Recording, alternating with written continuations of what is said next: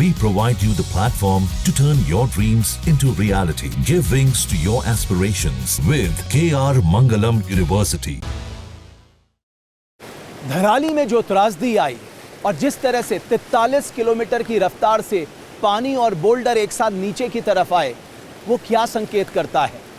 12,600 feet की ऊंचाई में समुद्री तल से ऊपर बसा धराली और ठीक उसके ऊपर खीर गंगा में क्या कोई खतरे का निर्माण लंबे समय से हो रहा था? क्या इस त्रासदी की वजह आइस रॉक एवलांच है? आइए इस रिपोर्ट के जरिए आपको समझाते हैं।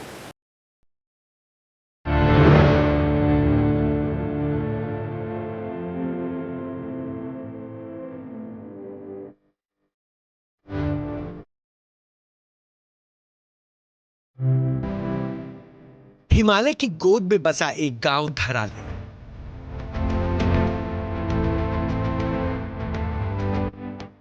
कभी पर्यटकों से गुलजार रहने वाला गांव आज आपदा की मार झेल रहा है। 25 सेकंड के अंदर सारा मिट्टी पत्थर अपने साथ ले गया।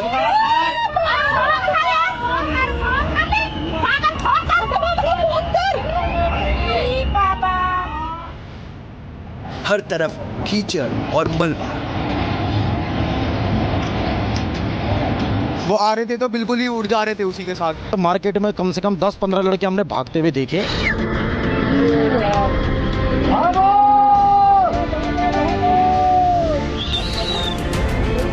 इन्हीं मलबे में अब भी दबे हैं होटल और लोगों के घर। हमें पता नहीं था कि इतने खतरनाक भी हो सकता है बादल फटना। बच्चों का अत्ता पता नहीं है, लेबरों का भी अत्ता पता नहीं है। सड़कें और पुल धराशायी हैं।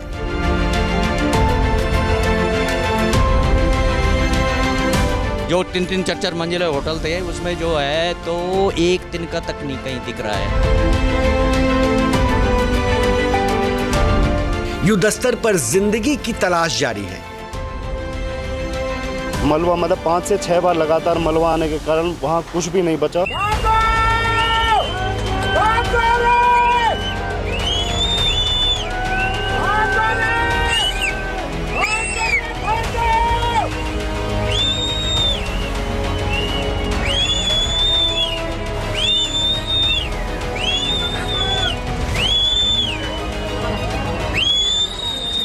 ये धराली है जो त्रासदी का दर्द झेल रहा है। लेकिन इन सब के बीच प्रश्न ये है कि आज जो धराली का हाल है उसके लिए कौन जिम्मेदार है?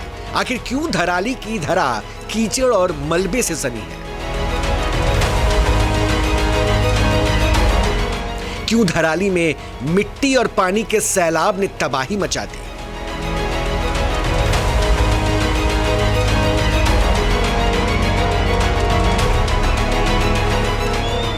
किन वजहों से 12,000 फीट की ऊंचाई से आया मलबा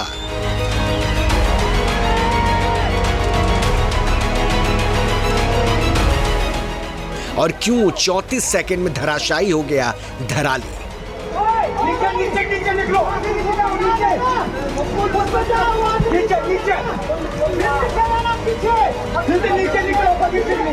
अब तक धराली हादसे की वजहों को लेकर वैज्ञानिक और पर्यावरणविद किसी एक कारण पर एकमत नहीं हो पाए हैं। लेकिन हादसे को लेकर जो सबसे बड़ा कारण सामने आ रहा है वो है ice rock avalanche.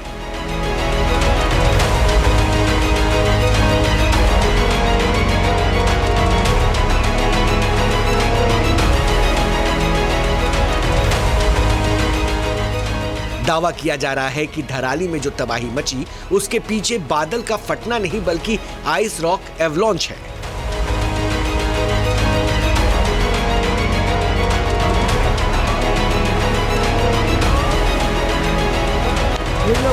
Moderate rainfall का रेंज होता है 15 mm से लेकर के 64 mm तक।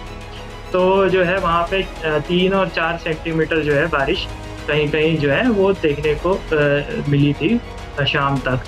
तो ये मध्यम दर्जे की बारिश होती है और जो बादल फटना बोलते हैं तो वो जो है 1 घंटे में अगर 100 मिलीमीटर या उससे अधिक मात्रा में बारिश होती है तो उसको बादल फटने की जो मीटरोलॉजिकल डेफिनेशन है।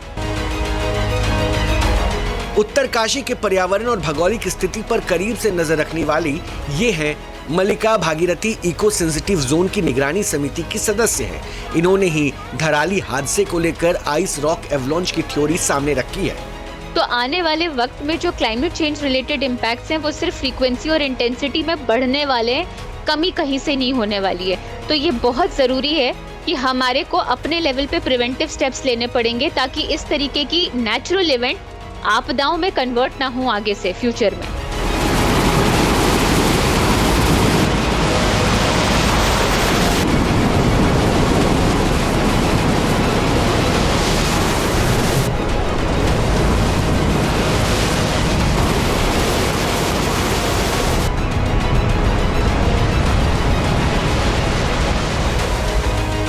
अब सवाल उठता है कि आखिर आइस रॉक एवलॉन्च, जिसे चट्टानी हिमस्खलन भी कहा जाता है, होता क्या है। आइस रॉक एवलॉन्च एक प्राकृतिक आपदा है जिसमें चट्टानों और बर्फ का मिश्रण बहुत तेजी से ढलान से नीचे गिरता है। यह अक्सर ग्लेशियर या चट्टानी इलाकों में होता है जहां चट्टानें टूट कर गिरती हैं और बर्फ के साथ मिलकर एक विनाशकारी प्रवाह बनाती हैं।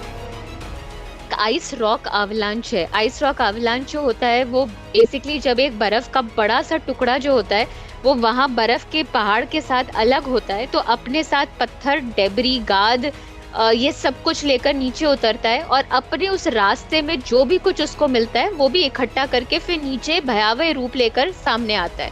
तो ये आइस रॉक आवलांच जो है, जब बहुत वक्त तक बारिश एक जगह पर होती रहती है तो उसके पोर्स में पानी घुसकर एक प्रेशर क्रिएट करता है और पहाड़ के इस बड़े से टुकड़े को अलग करता है पहाड़ से, और फिर वो आवलांच के रूप में, एक टुकड़े के रूप में, बड़े टुकड़े के रूप में लार्ज मास जो होता है वो नीचे गिरता है और अपने साथ में नीचे तबाही करता है। ये हमने 2021 में भी देखा था जहाँ पे ऋषि गंगा में भी उत्तराखंड में इसी तरह की आपदा आई थी। भाई पत्थर कितने बड़े बड़े देखो तो यार, कितने बड़े बड़े बोल्डर हो।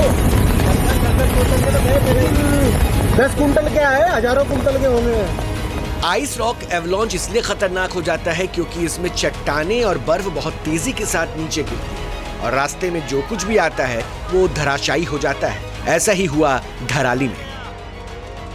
खीर गंगा घाट के ऊपर की तरफ अगर बढ़ते हैं तो आपको स्नो लाइन मिलती है। स्नो लाइन के ठीक ऊपर अगर आप जाएंगे तो बर्फीला इलाका है और इन बर्फीले इलाकों में हैंगिंग चट्टानें हैं, यानी लटकती हुई चट्टानें, जो बर्फीली चट्टानें हैं। और ये बर्फीली चट्टानें 6-6 मीटर तक ऊंची हैं। कहा जाता है कि यहीं से जो है एवलॉन्च हुआ, जो आइस एवलॉन्च है वो यहाँ से हुआ और ये एक बड़ी वजह मानी जा सकती है। लगातार विशेषज्ञ इस मामले पर बातचीत कर रहे हैं और जानकारी जुटा रहे हैं। अगर ऐसा है तो ये काफी ज्यादा खतरनाक है और इस पर हमेशा नजर रखनी चाहिए।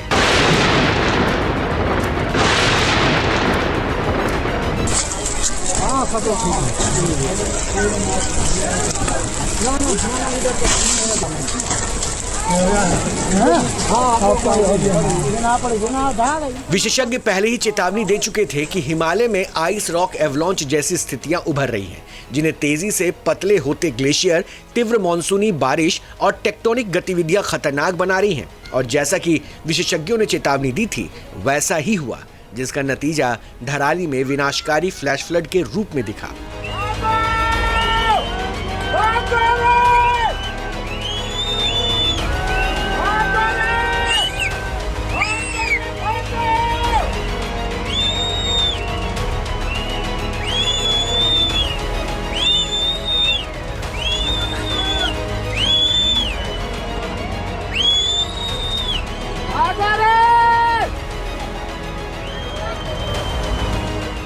अब सवाल है कि आखिर धराली के ऊपरी इलाके में यानी हिमालय की पहाड़ियों में ऐसा क्या हुआ जो आइस रॉक एवलॉन्च की स्थिति बनी। जानकार मानते हैं कि इसके पीछे कई वजह हो सकती है। तापमान में वृद्धि की वजह से आइस रॉक एवलॉन्च आ सकता है। इसके साथ ही बारिश और बर्फबारी के पैटर्न में बदलाव भी एवलॉन्च की वजह बन सकती है। जलवायु परिवर्तन भी आइस रॉक एवलॉन्च आने का कारण हो सकता है। भारी हिमपात या फिर ऊंचे शोर की वजह से भी एवलॉन्च आते हैं। इंसानी गतिविधि भी इसकी प्रमुख वजह है।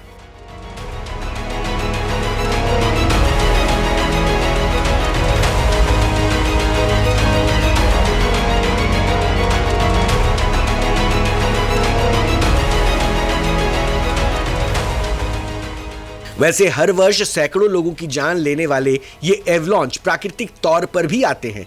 इस तरह के एवलांच को रोकना काफी मुश्किल होता है।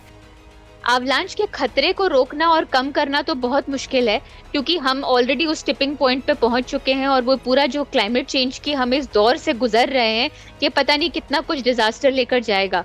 पर आपदाओं में और जन माल की जो हानि हो रही है, जो आपदाओं में इसको ये कन्वर्ट हो रहे हैं, इसको हम जरूर प्रिवेंट कर सकते हैं।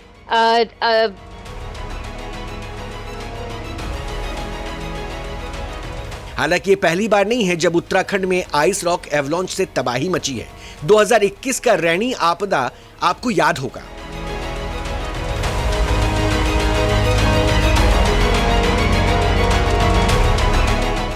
फरवरी 2022 को धौली और ऋषिगंगा में ऐसा सैलाब आया था जिसमें कई जिंदगियां दफन हो गई थी।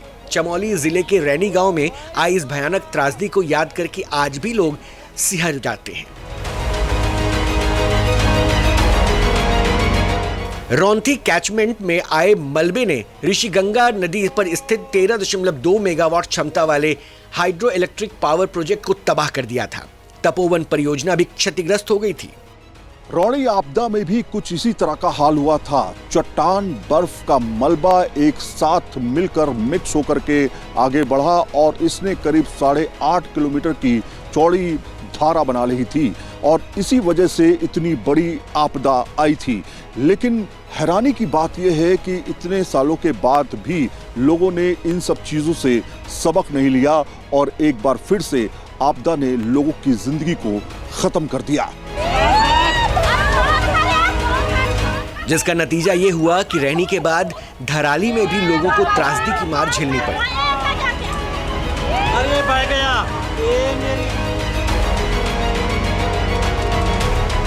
हालांकि धराली में आइस रॉक एवलांच से होने वाले नुकसान को कम किया जा सकता था अगर कोई ऐसा सिस्टम होता जो एवलांच के बारे में अलर्ट जारी करता। धराली हादसे के बाद लोगों की सुरक्षा को लेकर इस प्रकार के एवलांच की जानकारी का सिस्टम विकसित किए जाने की चर्चा तेज हो गई है, ताकि आने वाले तबाही से पहले ही लोगों को सतर्क किया जा सके और समय रहते उन्हें सुरक्षित जगहों पर पहुंचाया जा सके। जहां भक्ति है हर शब्द में, कथाओं में छुपे हैं दिव्य रहस्य और ज्योतिष देता है जीवन को दिशा। धर्म से जुड़ी हर बातों को जानने के लिए हमारे चैनल स्तुति को सब्सक्राइब करें। चैनल पर जाने के लिए इस लिंक पर क्लिक करें।